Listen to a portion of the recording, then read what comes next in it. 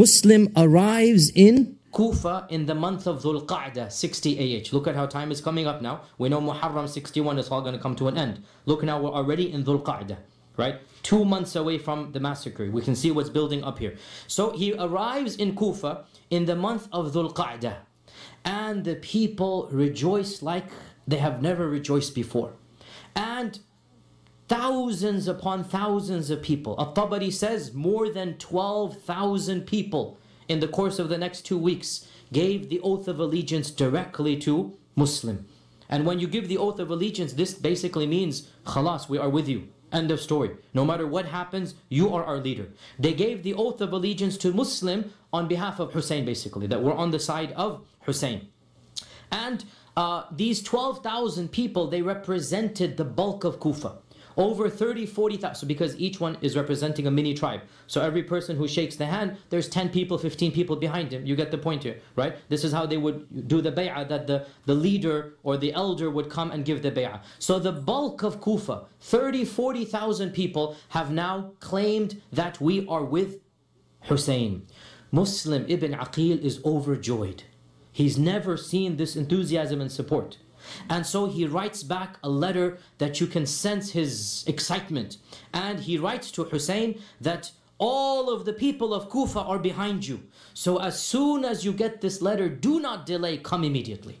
He's excited. He's seen all of this. The people are just buzzing with excitement. So he says, okay, we are going, as soon as you get this letter, come forth, do not delay, and make your way to Kufa. Now, we're going to talk about the letter in a while. Let's finish up the story of Muslim. What happens to Muslim? Okay. So he sends this letter sometime in Dhul Qa'dah, the end of Dhul Qa'dah of 60 AH. Now, rumors of all of this, you cannot hide this from the people. Eventually, it reaches Yazid in Damascus. Remember, Yazid is in Damascus, Hussein is in Medina, and his supporters are in Medina and Mecca. Hussein is in Mecca right now, sorry. And his supporters are in Kufa, right? So remember the basic geography here. Now, rumors of this beginnings of an uprising eventually reach the ears of Yazid. And so, Yazid, the first thing that he does, he sends in the most vicious politician he knows. Get rid of the mediocre or the average guys. I want the shrewdest, the most vicious, the one who's going to solve it. And that was a person who's infamous in early Islam, and his name is Ubaydullah ibn Ziyad ibn Abihi. He's known as Ibn Ziyad. He's known as Ibn Ziyad. And Ibn Ziyad was really a Machiavellian politician. He got the job done regardless of the costs. He was loyal to the Umayyads completely at this time. And his only goal in life really was to rise in the ranks. He just wanted to do whatever was the job and basically rise in the ranks of the era of politics. And nobody really has any respect for Ibn Ziyad amongst the historians in terms of his morals, in terms of his political abilities. No doubt he was shrewd. That's why he was put in. So the first thing Yazid does, he gets rid of the governor of Kufa, who was actually, again, a gentle, nice person by and large, gets rid of him, says, you get out of here. And he sends Ibn Ziyad with an entourage, a grand total of 17 people. That's it. Ibn Ziyad doesn't need an army right now. He needs brains. He sends Ibn Ziyad with a grand total of 17 people. So Ibn Ziyad was well known, as we said, to be vicious. He was also rash and hot-tempered, and he was also very young. He's going to become the governor of Kufa. And do you know how old he was? 28 years old. And young men, generally speaking, are very rash. Young men don't act wisely, right? Young men are quick in their temper and their anger, and at this young age, Yazid is putting him in charge of the situation, and there is no doubt this was one of the most dangerous decisions that really led immediately to Karbala.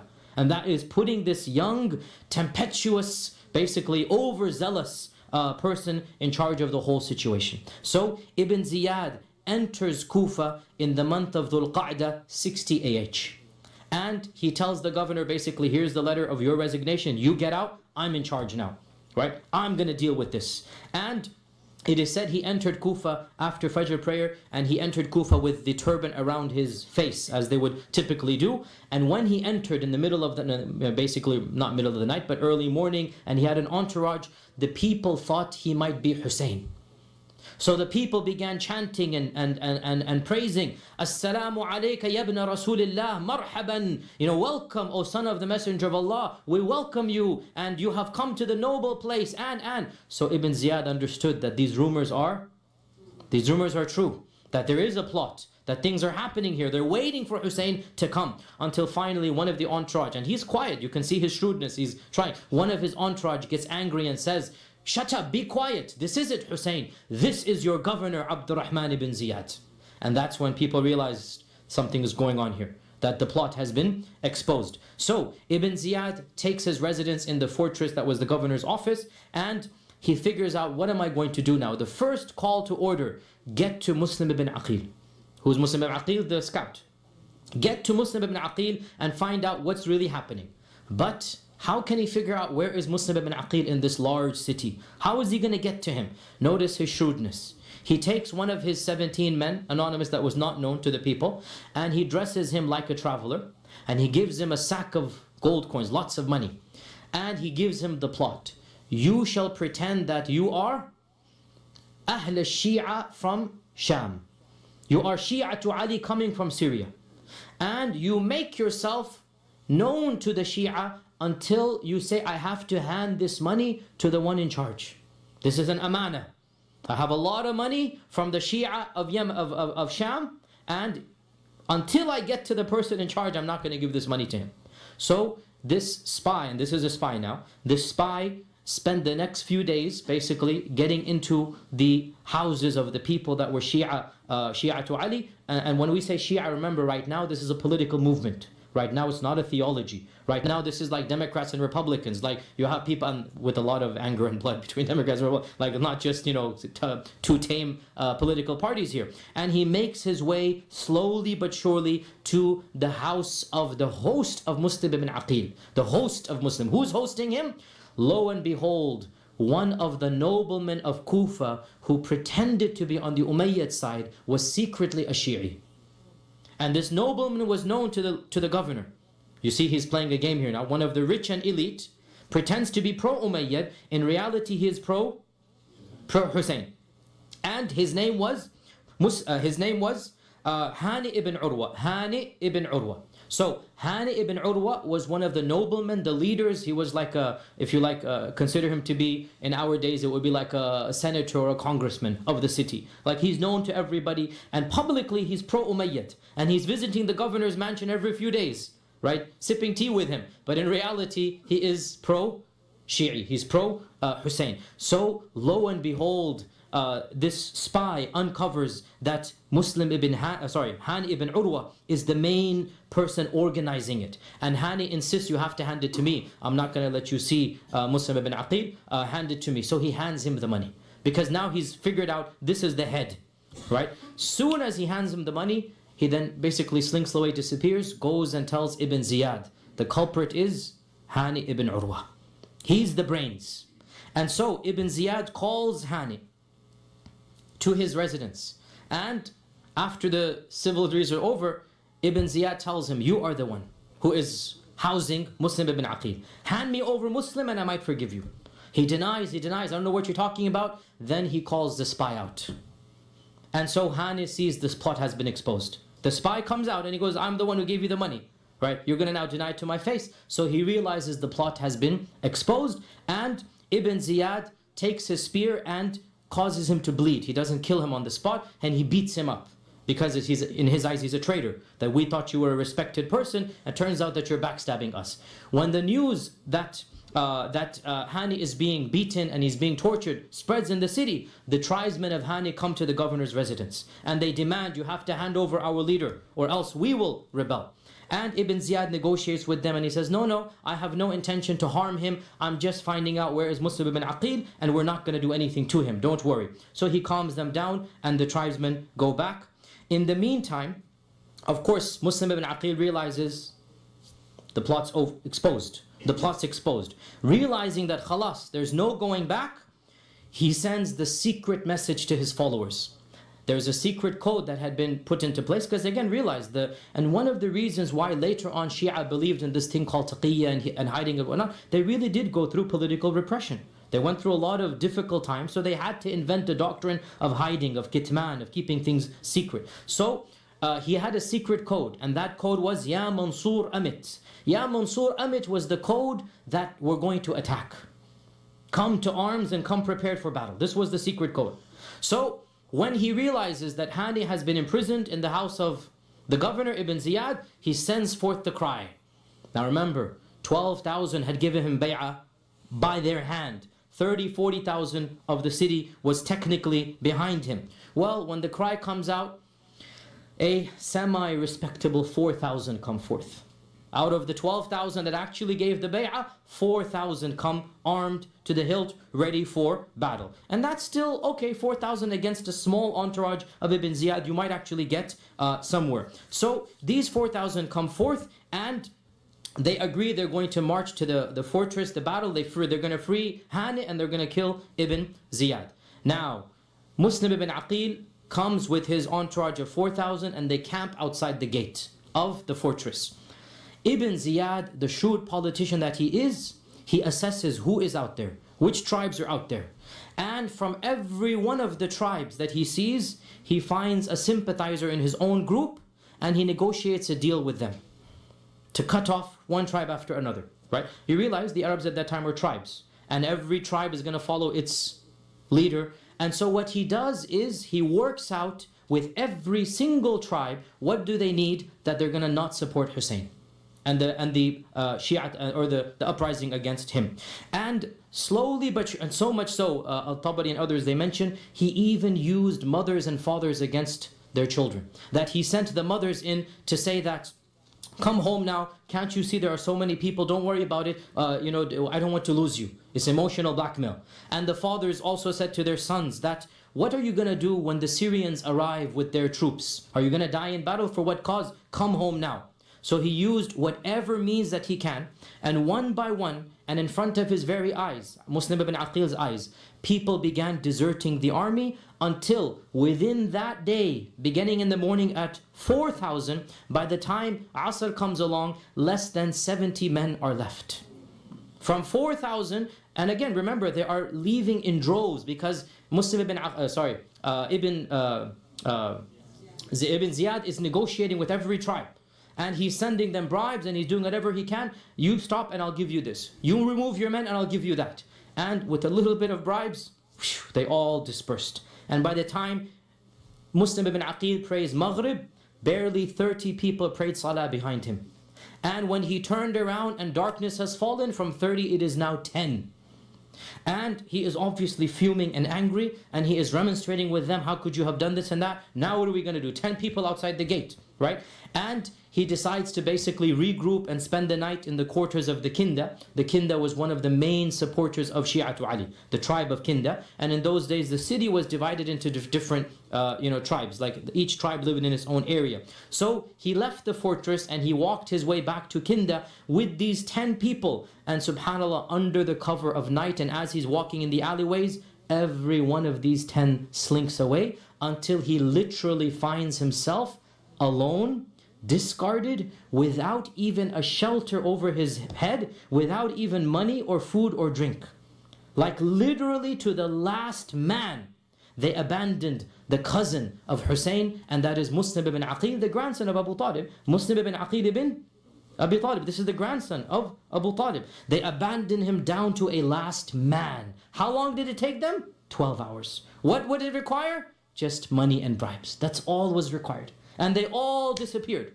And Muslim ibn Aqil is literally left penniless in a city that had promised 40,000 men. He doesn't even have food and water. And after a while, in the middle of the night, tired, hungry, thirsty, he is forced to go to an anonymous door, put his tawakkul in Allah, he knocks on the door. And an old lady of Kinda opens up and he says, I am a beggar wanting some food and water. Subhanallah, this is the cousin of Hussein. I need some food and water. He's hungry. What is he going to do? And so the lady gives him whatever, some water and whatnot, and then he remains standing. She says, shoo, get away. I gave you what you wanted. But clearly something, you can tell this isn't just a beggar. And he decides to risk it. And he tells her, and it's an old lady, he tells her, I am Muslim ibn Aqil. Can you help me? Begging from an old lady because there's nothing else he can do. The lady has pity on him and she says, come, I will protect you. So he goes into her house, and the next morning her son comes from work to visit his mother, and there's a man in the house, so she has to explain. And she says, my son, please, I beg you, do not expose this man. He is Muslim ibn Aqil. But the son is greedy for money as well. And the son, within a day or two, he makes an excuse he has to go to the masjid because he doesn't want to tell his mother that he's going. So he pretends to go to the masjid. He actually does go to the masjid. In the masjid, he sees the lieutenant of Ibn Ziyad, and he tells the lieutenant that I have Muslim ibn Aqil in my house, send the troops. And so the next thing Ibn Aqil knows, his whole house is surrounded by troops. He tries to fight whatever he can, but obviously one man against a convoy, and also they threaten to burn the house down, and he doesn't want to cause harm to the old lady. And so he exits and he surrenders, and one of the people who is famous, but again these names have to just be glossed on, his name is Abdul Rahman ibn Muhammad ibn al-Ash'ath, a very famous Ibn al-Ash'ath, well known to the historians. He was the leader of this entourage to arrest him. He promises him, I won't harm you, even though he was to break the promise. And so he surrenders. Ibn Aqil surrenders, and on his way to the governor's house, Ibn al-Ash'ath, he has a lot of pros and cons, and he has, again, historians have a lot to talk about him, but he did have some soft spot in the end of the day. And Ibn Aqil made Ibn al-Ash'ath promise one thing, just one thing, whatever you do with me, just one thing, get the message to Hussein that Ibn Aqil has sent you, that he has been taken prisoner, and for all he knows he might be killed, and the message is, get back to Mecca, go away, the people of Kufa will betray you, leave, leave, leave, flee for your lives. This is the message, right? And Ibn al-Ash'ath promised, okay, whatever happens, I will get this message to him, right? Don't worry then, that you have from me. And in fact, as we will see, he did do that. So Ibn Aqil says to Ibn al-Ash'ath, go tell Hussein, he's on his way, I sent him a letter, he must be on his way now. Go tell him that the Kufans have lied, they've betrayed me, and flee back to Mecca and Medina. Do not step foot in Kufa. So later on in that day, after he goes to the governor, and the governor also beats him up and is harsh and rude to him, and that day was the day of Arafah, the 9th of Dhul Hijjah in the 60th year of the Hijrah. So we have 1 year left, or sorry, 1 month left before the massacre. On the 9th of Dhul Hijjah, on the holiest day of the year, Mustab ibn Aqil, the grandson of Abu Talib, the son of the cousin of the Prophet ﷺ, the first cousin of Hussein, he is taken to the highest ramparts on the fortress, and in front of the whole city, he is thrown to his death to be killed in a humiliating manner.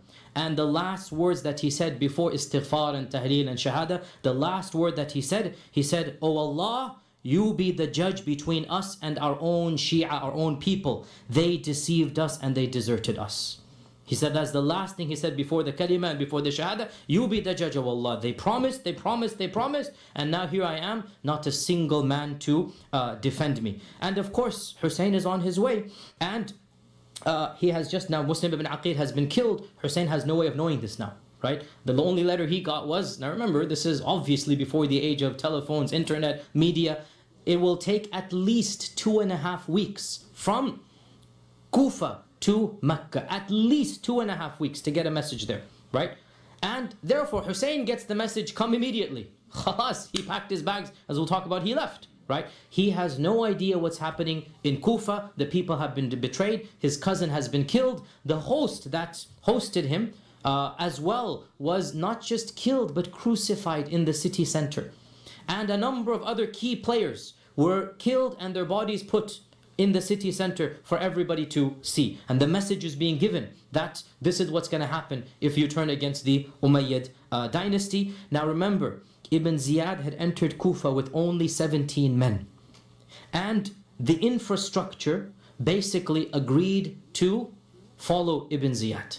He didn't have the police entering. He didn't have the army right now. He didn't have any group. This was an instantaneous message that Yazid sends Ibn Ziyad with a small entourage, it was just the fear of what might happen if they disobey Ibn Ziyad that caused, and of course bribery, that caused all of the Kufans to basically disappear when they were most needed. And this was but a sign of what is about to happen. The killing of Ibn Aqil and the betrayal of Ibn Aqil was just one sign of what's going to happen. Now, all of this took place in Kufa. Let's now go to Medina. What's happening in Medina?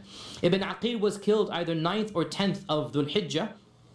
And Muslim Ibn Aqil, of course, has sent the letter to Hussein. Hussein has already gotten the letter weeks ago, right before his death, before the death of Muslim ibn Aqil. And he makes his preparation to leave, and he announces that I am going. Now Mecca is a bit safer.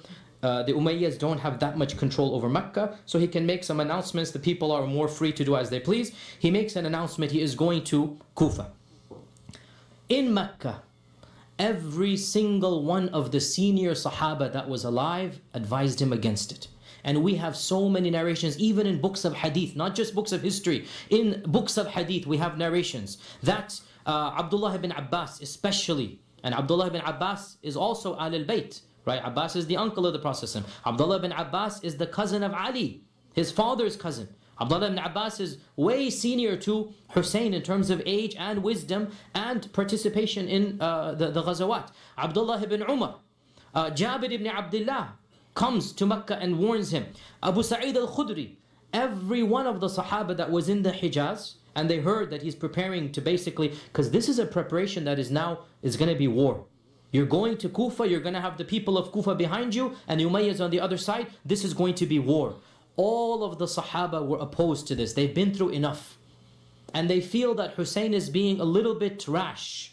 That he was young when Siffin and Jamal took place. He's not old enough to realize the dangers or whatnot. Hussein, calm down. Hussein, this is not the way to go forward. You're going to cause destruction. You're not going to bring about any good. But Hussein was insistent, and he showed them the letters of the people of Iraq. And he said, look at all of these letters. And he had 2 bags full. Now what are bags? These are the massive bags you put on the camels. These are like huge, leather cases that the camel has one bag on one side, the other bag on the other. He said, look, all of these letters have come from Kufa. Surely I have support. And Jabir said to him, do you not know how they betrayed your own father? Don't you remember the problems your own father had with the people of Kufa? But he said, no, they wouldn't do this now. This is now, clearly they're going to support me. So he left with his family on the 8th of Dhul Hijjah, one day before Muslim ibn Aqil is thrown from the top, right? On the 8th of Dhul Hijjah, he leaves Mecca. And he takes with him his younger brothers. Now, Ali had married after Fatima, and Ali had children that were younger than Hussein. The most famous of these was Muhammad ibn al-Hanafiyyah. Muhammad ibn al-Hanafiyyah is a brother of Hassan and Hussein, but not through Fatima, right? That's why he's called Ibn al-Hanafiyyah. His mother was from the tribe of the Banu Hanifa. And there were other brothers as well that were even younger than Muhammad. And Muhammad is the most famous of them and the oldest of them after Hussein. And he also takes with him his nephews from the other brothers, his nephews from Hassan's children. He takes some of Hassan's children. And he takes as well some of Ibn Aqil's children. These are all young men now. Right? Muslim ibn Aqil has just died. They don't know this. He takes Ibn Aqil's children. And he takes Abdullah ibn Ja'far's children. Ja'far, remember Ja'far? The cousin who died. When did he die? We just did it in the seerah. When did he die?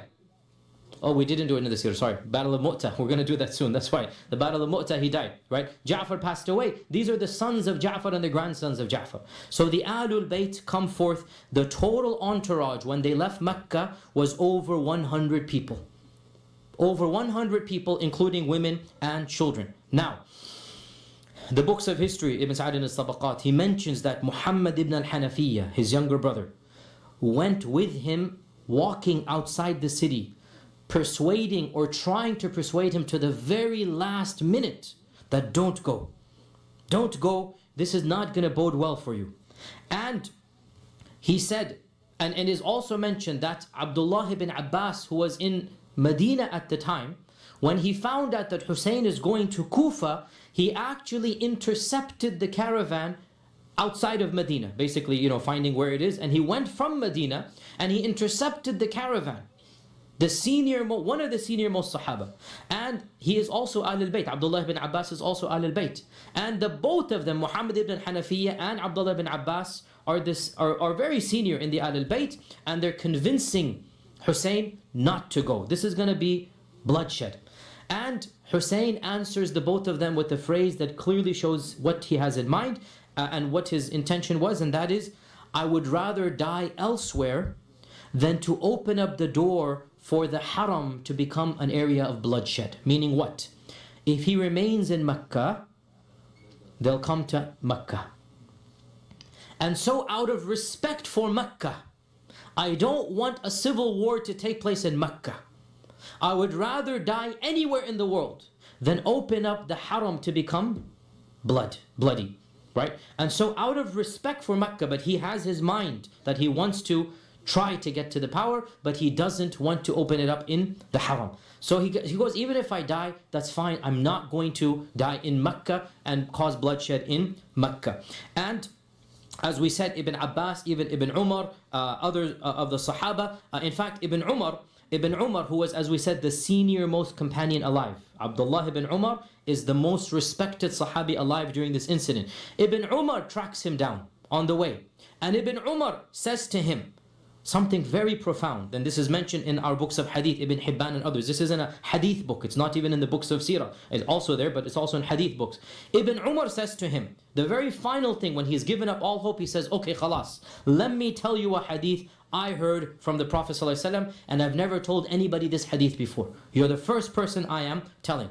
Now, this hadith is known to all of us, but when he said it, it wasn't known to him. Right? Now we all know this hadith. What is this hadith? He said, when the Prophet ﷺ was on his deathbed, Jibreel came to visit him. And Jibreel gave him the choice. If you want this dunya, you shall have it. And if you want the akhirah, you shall have it too.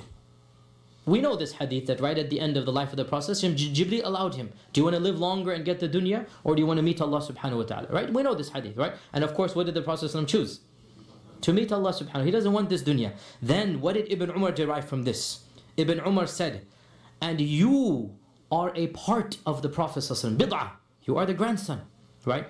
So when the Prophet chose the akhirah, he chose for you, basically, right? And so you will not get any share of power, because the Prophet said, I don't want the dunya, I want the akhirah. And you, Ya Hussein, are a part of him. So when he chose the akhirah, you guys are not meant to be kings. That's what he's telling him, right? You are not meant to be kings. Now, he didn't say the word king, but he said, but you shall not share any matter of that, meaning of power, and Allah has only turned it away from you to give you something better instead.